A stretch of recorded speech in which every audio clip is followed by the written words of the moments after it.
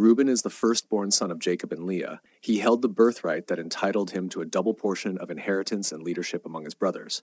However, his impulsive actions cost him this privilege. In Genesis 35, Reuben committed a grave sin by sleeping with Bilhah, his father's concubine, an act that revealed his instability and lack of self-control. Jacob's blessing in Genesis 49 reflects this: "Unstable as water, you shall not excel." Despite being the firstborn, Reuben's tribe never rose to prominence. They settled east of the Jordan River in fertile lands ideal for their flocks, but they struggled to maintain their identity and influence. Reuben's actions were not all negative. In Genesis 37, when his brothers plotted to kill Joseph, Reuben intervened, suggesting they throw him into a pit instead, intending to rescue him later, though he failed to prevent Joseph's sale into slavery. Later, in Genesis 42, he tried to convince Jacob to send Benjamin to Egypt, offering the lives of his own sons as a guarantee, though Jacob rejected it. Despite Jacob's harsh words, Moses offered a hopeful blessing in Deuteronomy 33:6. "Let Reuben live and not die, and let not his men be few." Reuben's legacy serves as a cautionary tale about the consequences of moral failure and missed opportunities. His story reminds us that birthright and potential are not enough. Character, faithfulness, and integrity are essential for true leadership.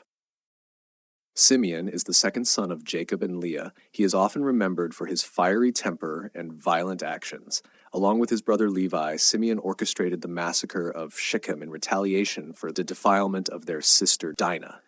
This act of vengeance brought shame and danger to their family, leading Jacob to rebuke them in his final blessing. "Cursed be their anger, for it is fierce." Simeon was also involved in selling Joseph into slavery, and later Joseph detained him in Egypt as a guarantee for his brother's return with Benjamin. As a consequence of his actions, the tribe of Simeon received land within Judah's territory, fulfilling Jacob's prophecy of their scattering. Over time, the tribe lost much of its distinct identity, becoming absorbed into Judah. Interestingly, Simeon is absent from Moses' final blessings, further highlighting their decline. Despite this, the tribe played a role in the conquest of Canaan and produced valiant warriors during King David's reign. Simeon's story reminds us that unchecked anger and vengeance can lead to downfall, but redemption is possible through humility and cooperation. Their legacy underscores the importance of self-control and the dangers of letting emotions dictate actions. Levi, the third son of Jacob and Leah, shared in Simeon's violent actions at Shechem, leading to Jacob's prophecy that they would be scattered in Israel. This scattering was fulfilled when the Levites, unlike the other tribes, received no territorial inheritance but were given 48 cities dispersed throughout Israel. Despite Levi's early violence, his descendants were later chosen by God for a sacred purpose. After the incident of the golden calf at Mount Sinai, the Levites demonstrated their loyalty to God by executing judgment on the idolaters at Moses' command, earning them the priesthood. They were set apart to serve in the tabernacle, oversee sacrifices, carry the Ark of the Covenant, and teach the law. Notable Levites include Moses, Aaron, Israel's first high priest, and later, the faithful priestly line of Zadok. Levi's transformation from a tribe of violence to one of spiritual service demonstrates God's ability to redeem and repurpose even the most flawed individuals. Their legacy underscores the importance of devotion, obedience, and faithfully serving as mediators between God and his people. Judah, the fourth son of Jacob and Leah, emerged as a leader among his brothers despite his early failings. He played a key role in selling Joseph into slavery, but later demonstrated profound growth and repentance. His willingness to take responsibility for Benjamin marked a pivotal moment of selflessness and maturity. Jacob's blessing in Genesis 49 declares, "The scepter shall not depart from Judah," foretelling the tribe's royal destiny. Judah became the dominant tribe, producing leaders like King David and ultimately the Messiah, Jesus Christ. The tribe's territory included Jerusalem, making it the spiritual and political heart of Israel. During the wilderness journey, Judah led Israel's camp, symbolizing its leadership role. After the Babylonian exile, Judah's descendants became the foundation of the Jewish people, from whom the term Jew is derived. Notably, Judah's personal story includes the account of Tamar, revealing God's grace even amidst moral failure.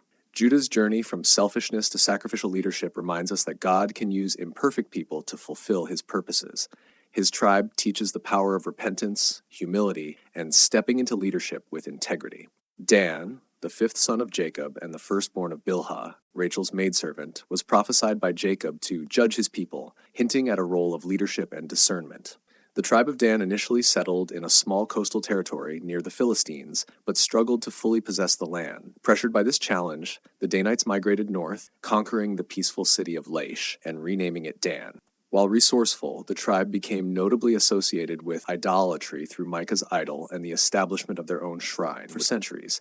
This act of spiritual compromise led to their negative reputation in biblical history. Interestingly, Dan is omitted from the list of tribes in Revelation 7, possibly reflecting this idolatry. Despite their flaws, Dan's inclusion among the 12 tribes underscores God's faithfulness to his covenant people.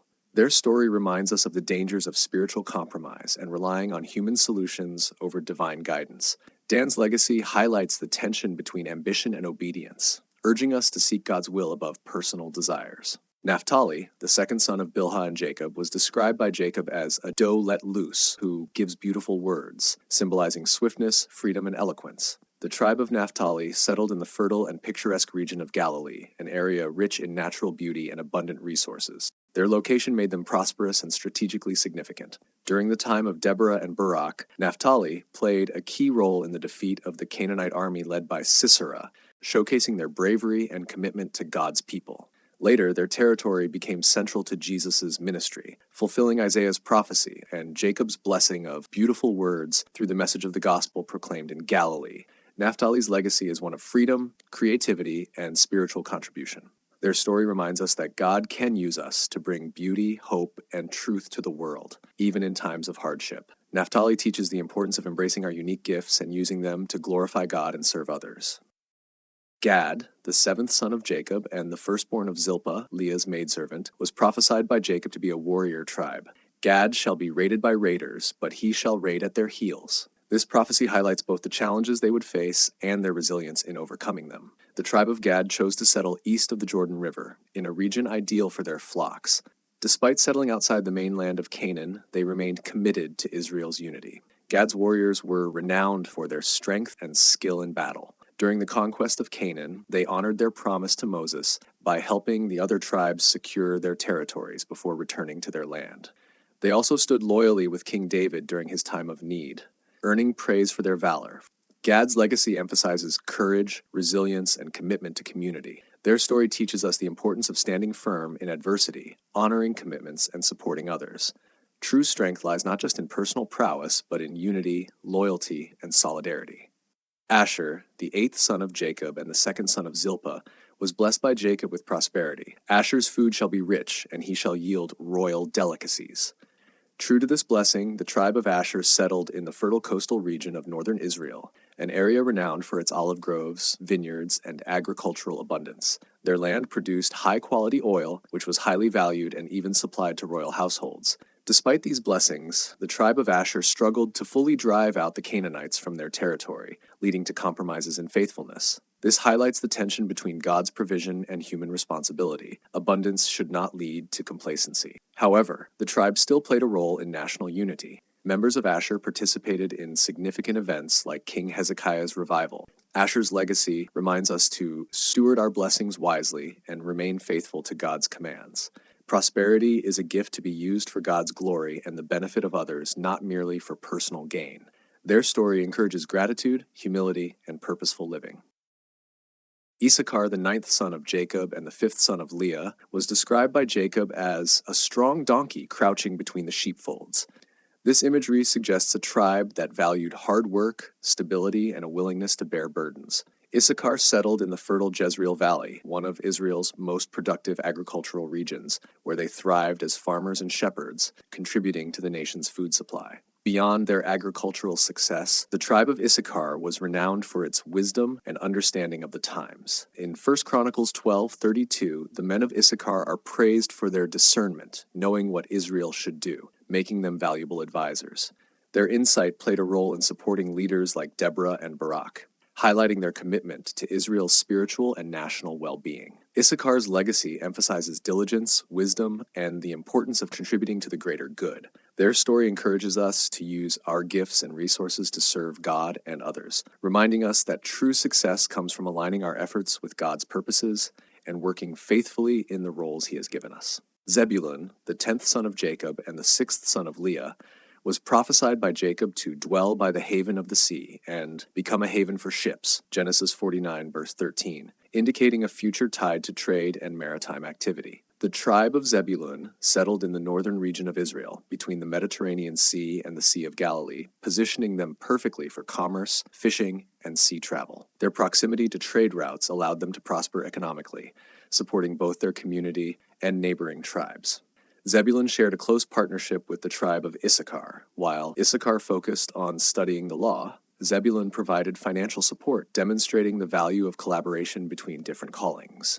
The tribe also played a key role in supporting Deborah and Barak in battle, showing courage and a commitment to Israel's spiritual and national welfare. Zebulun's legacy highlights the importance of using one's talents and resources to further God's purposes. Their story reminds us that every tribe, regardless of size or location, has a vital role in God's plan. Zebulun's tribe encourages us to embrace our unique calling and contribute to the broader community with generosity and dedication. Joseph, the 11th son of Jacob and the firstborn of Rachel, was uniquely favored by his father, symbolized by the gift of a richly ornamented coat. This favoritism stirred jealousy among his brothers, leading them to sell him into slavery in Egypt. Despite facing betrayal, false accusations, and imprisonment, Joseph remained faithful to God. Through divine providence and his ability to interpret dreams, he rose to become second in command under Pharaoh, overseeing Egypt's grain stores during a severe famine. When his brothers came to Egypt seeking food, Joseph chose forgiveness over revenge, reuniting his family and ensuring their survival. Jacob later adopted Joseph's two sons, Ephraim and Manasseh, granting Joseph a double portion of inheritance. Ephraim became a leading tribe in the northern kingdom of Israel, known for its influence and prominence, while Manasseh's territory spanned both sides of the Jordan River. Joseph's legacy is one of forgiveness, resilience, and God's unwavering faithfulness. His story reminds us that even through suffering and betrayal, God can orchestrate redemption and blessing. Joseph's tribe teaches the power of grace and the importance of trusting God's plan, no matter the hardship. Benjamin, the 12th son of Jacob and the second son of Rachel, was Jacob's youngest and deeply cherished, especially after Rachel's death during his birth. Jacob described him as a ravenous wolf, symbolizing the tribe's fierce warrior spirit and aggressive nature in battle. Despite being the smallest of the tribes, Benjamin was known for their exceptional courage and left-handed warriors, as noted in Judges 20:16.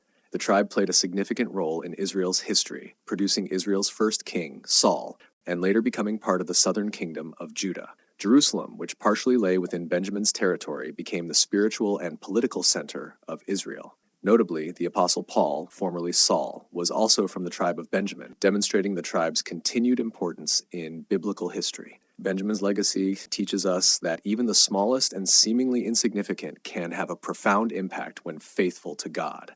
Their story reminds us that God often uses the weak and the few to accomplish his purposes, showcasing his power and glory through unexpected vessels.